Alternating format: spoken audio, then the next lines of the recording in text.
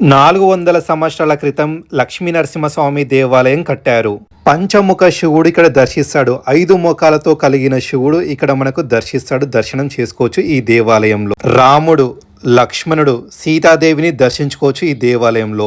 సిద్ధి వినాయక స్వామి, దత్తాత్రేయ స్వామి, దక్షిణమూర్తిని కూడా దర్శించుకోవచ్చు. అతిపెద్ద గజస్తంభం ఉంది ఈ దేవాలయంలో. హనుమంతుడు, సిద్ధి వినాయక స్వామి స్వయంభుగా వెలిచారు ఈ ఆలయం. ఈ ఆలయం ఎక్కడ ఉంది? హైదరాబాద్, సికింద్రాబాద్ లో ఉన్న లేదా ఇతర రాష్ట్రాల్లో ఉన్న వాళ్ళు కోటి 1 నంబర్ బస్ స్టాప్ లేదా 40 నంబర్ బస్ స్టాప్ కి చేరుకొని అక్కడ లక్ష్మీ నరసింహస్వామి దేవాలయం అంటే ఎవరైనా చెప్తారు. 400 years హిస్టరీ కలిగిన ఈ టెంపుల్ పరిస్థితి చూడండి.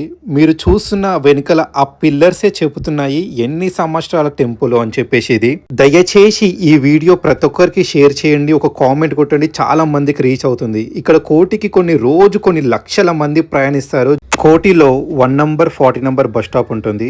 అక్కడ మనకు నీలకమల్ బుక్ స్టోర్ ఉంటుంది. దాని పక్కనే శ్రీ లక్ష్మీ నరసింహస్వామి వారి దేవాలయం అని ఉంటుంది. రోడ్డు మీదనే పాతవడ్డ ఎల్లో కలర్ది పెద్ద డోర్ కనిపిస్తుంది. మన ముత్తాతల కాలం నాటి చేపించిన డోర్లు ఇవి. మీరు చూస్తున్నారు కదా, చాలామంది ఇది గుడి కాదనుకొని వెళ్ళిపోతారు, ఏదో బ్యానర్ అనుకొని. కాదండి, ఇది పురాతనమైన 400 సంవత్సరాల క్రితం కట్టిన టెంపుల్. మీరు లోపల చూసిన విజువల్స్ మీకు అర్థమవుతుంది. ఆలయం లోపలికి వచ్చిన తర్వాత మీ పాదరక్షాలు ఇక్కడ వదిలేసి లెఫ్ట్ సైడ్ ఇక్కడ ముందు మీకు మీ పాదాలు కానీ మీ చేతులని కానీ శుభ్రం చేసుకొని తర్వాత గుడి లోపలికి వెళ్లాల్సి ఉంటుంది. గుడి గోపురం అయితే హైలైట్ అనిపిస్తుంది. మీరు చూస్తున్నారు కదా, శ్రీ లక్ష్మీ నరసింహస్వామి మందిర్ అని చెప్పి రాసిన ఈ గోపురం హైలైట్ అంటే హైలైట్ అనిపిస్తుంది. లోపలికి ఎంటర్ అవుతూనే చాలా పెద్ద డోర్లు ఉంటాయి, పురాతనమైన డోర్లు. మీరు ఒక్కసారి ఆ డోర్లను చూస్తే మీ మతిపోతుంది.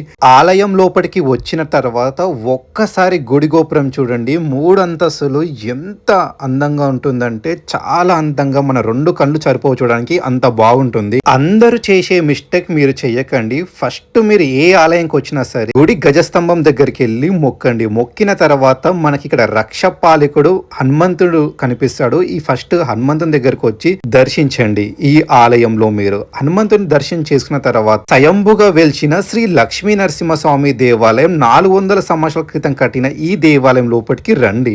లక్ష్మీ నరసింహస్వామి దేవాలయం లోపలికి రాగానే మీకు ఇక్కడ లెఫ్ట్ సైడ్ లక్ష్మీ నరసింహస్వామి దేవుల ఫోటో కనిపిస్తుంది. అలానే విష్ణుమూర్తి విగ్రహంలా మీద కనిపిస్తుంది ఈ ఆలయంలో. అండ్ ఈ ఆలయం చాలా చిన్నగా ఉంటుంది. లోపలికి వెళ్ళడానికి కూడా వంగి వెళ్లాల్సి ఉంటుంది లోపలికి. అండ్ లోపల మీరు చూసే కంప్లీట్ గా మీకు వెండి తోటి అయితే లక్ష్మీ నరసింహస్వామి దేవులు అయితే మనకి ఇక్కడ కనిపిస్తారు. అలాగనే మీరు కింద చూసినట్టయితే ఇక్కడ మనకు కృష్ణుని వెన్నతో తింటున్నట్టు మనకు ఇక్కడైతే విగ్రహాలు కనిపిస్తాయి. మన అదృష్టం సాలాగ్రామ్ రూపంతో పడగలతోటైతే మనకు ఇక్కడ దర్శిస్తారు. సాలాగ్రామ్ ఉన్న దగ్గర ప్రతి దగ్గర దేవుని దర్శించుకుంటే మన కోరికలు డైరెక్ట్ దేవుడి చెవులో పడతాయి అని చెప్పేసి భక్తుల నమ్మకం. మీరు నల్లని ఆకారంతో పడగల కింద ఉంటున్న మీరు చూసిన దీని సాలగ్రామ్ రూపం అంటారు. 2 చేతులు జోడించి మీరు ఇక్కడ కనిపిస్తున్న ప్రతి ఒక్క విగ్రహానికి నమస్కరించండి. రాముడు, లక్ష్మణుడు, సీతాదేవిలు ప్రతిష్టాపించారు ఇక్కడ ఆలయంలో. మీరు ఇక్కడ లక్ష్మీ నరసింహస్వామి పక్కన అమ్మవారు చూడండి, క్లీన్ గా అబ్జర్వ్ చేయండి. ఒక దేవత మీద ఉంటుంది, ఇంకొక అమ్మవారు కిందగా కనిపిస్తుంది. మనకి హైట్ వైజ్ కనిపిస్తుంది. చాలా మంది అబ్జర్వ్ చేయరు, అందరూ లక్ష్మీ నరసింహస్వామినే ఫోకస్ చేస్తారు. కానీ నరసింహస్వామి పక్కనున్న అమ్మవారు చూడండి, ఒక విగ్రహం పైన ఉంటుంది, ఒక విగ్రహం కింద ఉంటుంది. చాలా మంది వస్తారు గుడిలో విగ్రహాలని చూడరు, మెయిన్ విగ్రహాన్ని మాత్రమే చూస్తారు. దయచేసి ఏ ఆలయానికి వెళ్ళినా సరే మీరు ప్రతి ఒక్క విగ్రహాన్ని చూసి మనస్ఫూర్తిగా పూజించండి. ఈ ఆలయం కంప్లీట్ గా డోర్లు అయితే మనకు వెండి తోటి కనిపిస్తాయి. వెండి డోర్లు ఇవన్నీ చాలా చిన్నగా ఉంటాయి. ఈ డోర్లో మీరు చూడండి, ఈ డోర్ల మీద తర్వాత మీకు కంప్లీట్ కింద మొత్తం ఒక్కొక్క విగ్రహం ఉంటుంది దేవులది. మీరు ఇక్కడ అబ్జర్వ్ చేయండి, పురాతన కాలం నాటివి 400 సంవత్సరాల క్రితం డోర్లు కనిపిస్తాయి. మీరు అప్పటి కాలంలో అమ్మమ్మ తాత వాళ్ళ ఇంట్లో చూసిన డోర్లు ఉంటాయి చూడు, అలాంటి డోర్లు అయితే ఉంటాయి. ఇక్కడ దర్శించుకున్న తర్వాత లెఫ్ట్ సైడ్ మీకు వస్తే హనుమాన్ మందిర్ కనిపిస్తుంది. నా లైఫ్ లో నేను ఎప్పుడు ఇలాంటి విగ్రహాన్ని చూడలేదు, ఈ ఆలయంలో మాత్రమే ఉంటుంది. హనుమంతుడు మరియు సిద్ధి వినాయక స్వామి స్వయంభుగా వెలిచిన విగ్రహం ఇది. చాలా అంటే చాలా మహిమ కలిగిన విగ్రహం ఇది. ఇక్కడికి వచ్చి మొక్కితే ఏ కోరికైనా నెరవేరుతుంది. మీరు చూసిన ఈ విగ్రహమే ఇక్కడ హనుమంతుడు, అక్కడ సిద్ధి వినాయక స్వామి అయితే మీకు కనిపిస్తున్నాయి. 2 చేతులు జోడించి మీ కోరిక కోరుకోండి, తప్పకుండా నెరవేరుతుంది. మన హైదరాబాద్ లో ఎన్నో ఆలయాలున్నాయి. ఈ ఆలయం చాలా ప్రత్యేకమైన ఆలయం. హనుమంతుణ్ణి ధ్యానించండి మనస్ఫూర్తిగా. అలాగనే ఏ ఆలయంలో అయినా సరే హనుమంతుని మొక్కినప్పుడు మీరు ఎప్పుడు రామ లక్ష్మణ జానకి అనడం మర్చిపోకండి. ఎందుకంటే హనుమంతునితో పాటు హనుమంతుని మనసులో ఉండే ఎప్పుడు దేవతలు రాముడు, లక్ష్మణుడు, సీతాదేవి, వీళ్ళని మొక్కడం మర్చిపోకండి. చాలా అతిపెద్ద పొరపాటు చాలా మంది చేశారు. ఎప్పుడైనా సరే హనుమంతుని మొక్కినప్పుడు తప్పకుండా మీరు ఆ రాముడు, లక్ష్ముడు, సీతాదేవిని మొక్కండి. అండ్ తర్వాత కంప్లీట్గా ఆలయంలో మనకి విష్ణుమూర్తి ఎత్తిన దశావతారాలు కనిపిస్తాయి. ఇక్కడ నేను మీకు క్లీన్గా చూపిస్తాను. అండ్ ఇక్కడ ఎప్పుడో పురాతనమైన మర్రి చెట్టు ఉంది. ఎన్నో సంవత్సరాల, 100 సంవత్సరాల క్రితం మర్రి చెట్టు. మీరు చూస్తున్న ఈ చెట్టే దాదాపు కొన్ని 400 సంవత్సరాల చరిత్ర కలిగిన మర్రి చెట్టు ఇది. దీని పక్కనే శివాలయం ఉంటుంది. అండ్ ఇక్కడ ఏ ఈవెంట్లు చేసినా, ఏ ఫంక్షన్ చేసినా ఇక్కడ పెద్ద ఆడిటోరియం అయితే ఉంది. దీని ఆపోజిట్ మనకి శివాలయం కనిపిస్తుంది. పరమశివుడి దగ్గరికి వెళ్లే వాళ్ళు 100కి 99 మంది చేసే పొరపాటు ఏంది అంటే ప్రతి ఒక్కరు శివునికి వెళ్ళి ఫస్ట్ మొక్కుతారు. అది చాలా అత్యంత పెద్ద తప్పు. ఎవరైనా సరే, ఎంత పెద్ద శివ భక్తుడైనా సరే, ఫస్ట్ మీరు శివాలయానికి వెళ్ళినప్పుడు మీరు ఆ నంది దగ్గరికి వెళ్ళి ఆ నందీశ్వరుడి దర్శనం చేసుకున్న తర్వాత, ఓ నందీశ్వర, నేను శివుని అనుగ్రహం కోసం వచ్చాను, నాకు శివుని అనుగ్రహం కల్పించవా అని నంది చెవుల్లో ఒక మాట చెప్తే డైరెక్ట్ మీరు శివుని చెవులో చెప్పినట్టే. మీ మాట, మీ కోరిక, ఏ కోరిక కోరుకోవాలన్నా నంది చెవులో చెప్పినా మీకు శివుడి చెవులో చెప్పినట్టే శివుడికి చేరుతుంది. నంది దర్శనం చేసుకున్న తర్వాత మీకు ఇక్కడ శివుడు కనిపిస్తాడు. ఎంత అంటే నాకు ఈ ఆలయానికి వచ్చిన తర్వాత శివుని ముఖం చూడంగానే నాకు జన్మ ధన్యమైపోయినట్టు అనిపించింది. ఏ ఆలయంలో మీరు చూసి ఉండరు, ఈ ఆలయం పంచముఖి శివుడిగా మనకి దర్శిస్తాడు శివుడు ఈ ఆలయంలో. అనగా 5 ముఖాలతోటి మనకు శివుడు దర్శిస్తాడు. మీరు చూడండి, పాలరాయితోటి ఎంత అద్భుతంగా ఉంది. చూసే మన జన్మనే ధన్యమైనట్టుగా అనిపిస్తుంది. ఎంత అసలుకి 2 కళ్ళు అయితే సరిపోవు, అంత బ్యూటిఫుల్ గా ఉంది శివుడు. ఈ ఆలయానికి వచ్చిన తర్వాత మనకి రాగి చొమ్ము ఉంటుంది. ఇక్కడ నుంచి వాటర్ ఇవ్వాలి. చాలా మంది డైరెక్ట్ మీద పోస్తారు, అది చాలా రాంగ్ అండి. ఈ ఆలయంలో రుద్రాక్షలు ఎప్పుడు శివుని మీద పెడతారు చూడండి. అండ్ ఈ ఆలయంలో మనకి సిద్ధి వినాయక స్వామి, దక్షిణామూర్తి, దత్తాత్రేయ స్వామి అనుగ్రహం అయితే కలుగుతుంది. తప్పకుండా ఈ దేవులను దర్శించుకోండి. ఈ ఆలయంలో కొన్ని చిత్రపటాలతోటి ఇలా అయితే ఉంటుంది. చాలా అంటే చాలా పీస్ఫుల్గా, నీట్గా, హైజీనిక్గా, చాలా వెల్ మెయింటెనెన్స్గా ఉంటుంది ఈ ఆలయంలో. ఇక్కడ చాలా మంది భక్తులు వచ్చినా సరే మీకు 5 నుంచి 10 వరకు రాగి చెంబులు కనిపిస్తాయి. ఆ చెంబులతోటి శివునికి, పరమశివునికి అభిషేకం చెయ్యండి. అండ్ మీరు బయటికి వచ్చిన తర్వాత మీకు విష్ణుమూర్తి 10 అవతారాలు చూపిస్తాను చెప్పాను కదా. ఇక్కడ చూడండి, ఫస్ట్ మనకి మత్స్యావతారం కనిపిస్తుంది. తర్వాత మీరు ఇప్పుడు చూసే ఈ అవతారం కుర్మ అవతారం. చాలా మందికి అవతారాలు తెలియవు. ఇది చాలా పెద్ద ఆలయం. ఇప్పుడు మీరు చూసింది వరహ అవతారం. ఇక్కడ విష్ణుమూర్తిది మరో అవతారమే వరహ అవతారం. ఈ అవతారం చూసిరా, భూమండలం మొత్తం విష్ణుమూర్తి తన అంటే వరహస్వామి ఈ అవతారం మీద ఎత్తుతాడు. అండ్ తర్వాత మీరు ముందుకు వెళ్తే సాక్షాత్ లక్ష్మీ నరసింహస్వామి అవతారం అయితే కనిపిస్తుంది. అండ్ తర్వాత దీని పక్కన మనకు వామన అవతారం. మీరు క్లీన్ గా అబ్జర్వ్ చేయండి. ఒక అతని పైన వామనుడు అతని కాలు అతని తలపై మోపి పాతాళంలోకి పంపుతాడు. ఈ అవతారం పేరే వామన అవతారం. నేను ప్రతి ఒక్క అవతారం గురించి నా ఫ్యూచర్ కమింగ్ వీడియోస్లో క్లీన్గా మీకు ఎక్స్ప్లెయిన్ చేస్తాను. ఒక చేతిలో గొడ్డలి, మరొక చేతిలో బాణం పట్టుకున్న ఈ అవతారం పేరు పరశురామ అవతారం. చాలా గంభీరమైన అవతారం. నేను ప్రతి అవతారం గురించి మీకు డీటెయిల్డ్గా ఎక్స్ప్లెయిన్ చేశాను కమింగ్ వీడియోస్లో. అండ్ నెక్స్ట్ మీరు చూడబోయేది శ్రీరామ అవతారం. ఇది మన హిందువులకి ప్రతి ఒక్కరూ పలికే నామం జై శ్రీరామ్ అని.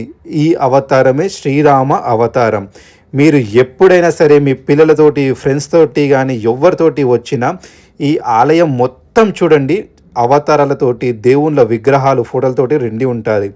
మీరు చూస్తున్న ఈ అవతారం ప్రతి ఒక్కరికి తెలుసు, శ్రీకృష్ణ అవతారం. ఇది చాలా ప్రత్యేకమైన అవతారం. ప్రతి ఒక్కరు జై శ్రీకృష్ణ అంటారు. అండ్ అలానే ఇక్కడ మనకు బుద్ధుంది ఫోటో అయితే కనిపిస్తుంది. మీరు క్లియర్గా అబ్జర్వ్ చేయండి. కలియుగం అంతమయ్యేటప్పుడు మనకి విష్ణుమూర్తి వచ్చే అవతారమే కల్కి అవతారం. ప్రతి ఒక్క ఫోటో ఫ్రేమ్ క్లియర్గా అబ్జర్వ్ చేయండి. దీని తర్వాత ఈ ఆలయం చుట్టుముట్టు కంప్లీట్గా లక్ష్మీ నరసింహస్వామివి ఫోటోలు కానీ ఇతర ఫోటోలు దేవుని ఫోటోలు అయితే ఉంటాయి.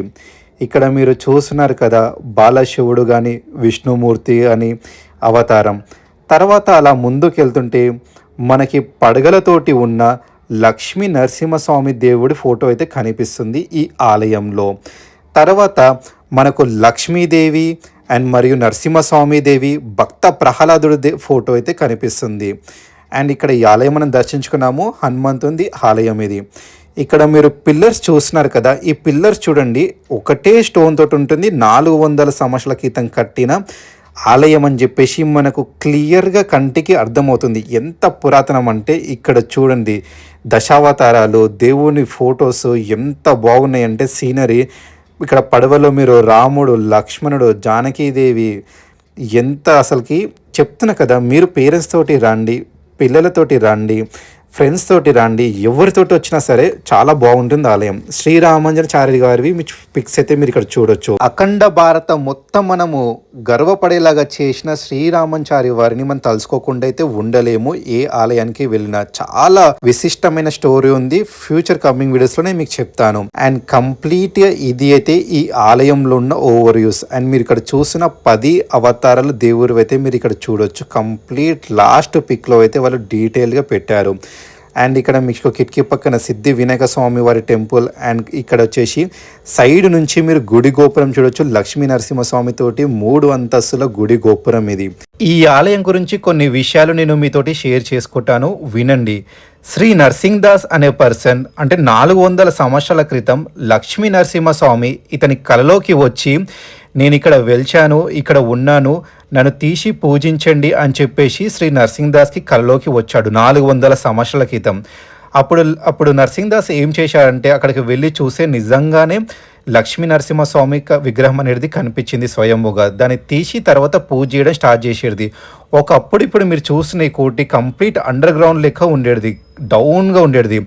అతను మొత్తము కింది నుంచి వెళ్ళి ఆ విగ్రహానికి డైలీ పూజలు చేసేవాడు. తర్వాత అలా కంటిన్యూస్గా కొంతమంది రాజులు అలా అలా పరిపాలిస్తూ ఒక 6 జనరేషన్స్ అయితే చేంజ్ అయినాయి. ఆ కుటుంబ సభ్యులే పూజలు చేస్తూ వచ్చారు ఇప్పటి వరకు ఈ ఆలయంలో. ఈ ఆలయంలో ప్రజెంట్ అయితే 6th జనరేషన్ వాళ్ళైతే చేస్తున్నారని చెప్పేసి విన్నాను నేనైతే.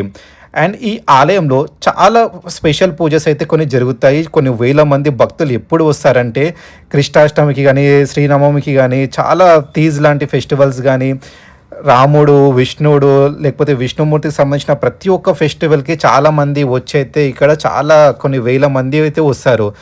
కానీ నా చిన్న విన్నపం ఏంటంటే ఇట్లా ఫెస్టివల్ టైమ్స్లోనే కాకుండా రోజుకి ఒక్కసారి కాకపోయినా, వారానికి ఒక్కసారి కాకపోయినా ఇక్కడ కోటి నుంచి కొన్ని బిజినెస్ పర్పస్ కానీ, కొన్ని స్కూల్స్ పర్పస్ కానీ, కాలేజెస్ కోసము కానీ, ఏవైనా ఫుడ్ కానీ, రెస్టారెంట్ కానీ, గేమ్స్ కానీ, షాపింగ్ మాల్స్ కానీ ఎన్నో మంది, లక్షల మంది అయితే వస్తారు ఈ కోటికి.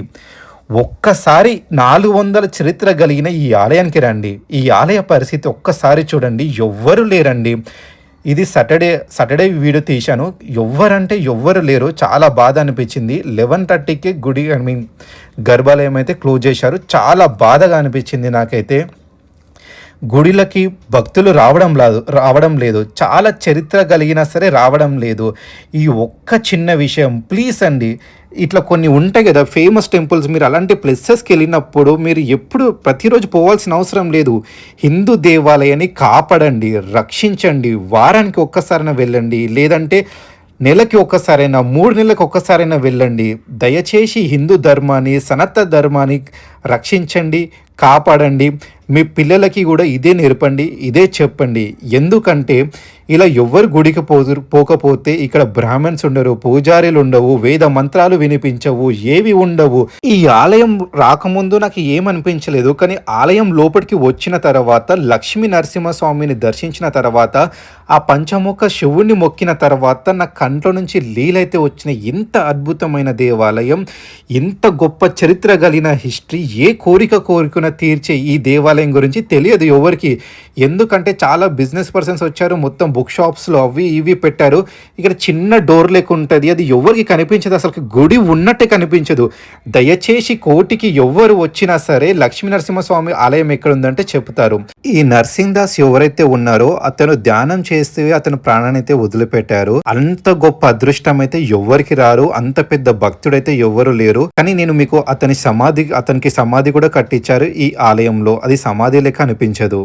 ఆలయం బయటికి వచ్చిన తర్వాత మీకు రైట్ సైడ్ కనిపిస్తుంది, ఇది నర్సింగ్ దాస్ అతను ధ్యానం చేస్తూ ప్రాణం వదిలేసిన తర్వాత అతని కోసం కట్టించిన సమాధి అయితే ఇది.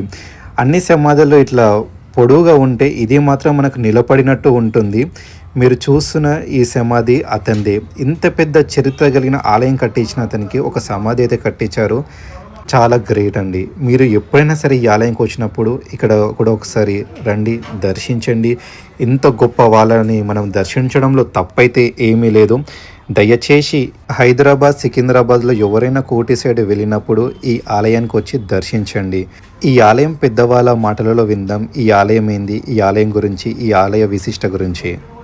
हैदराबाद सिकंदराबाद मारवाड़ी महिला संगठन की अध्यक्ष मैं कलावती जाजू बोल रही हूँ।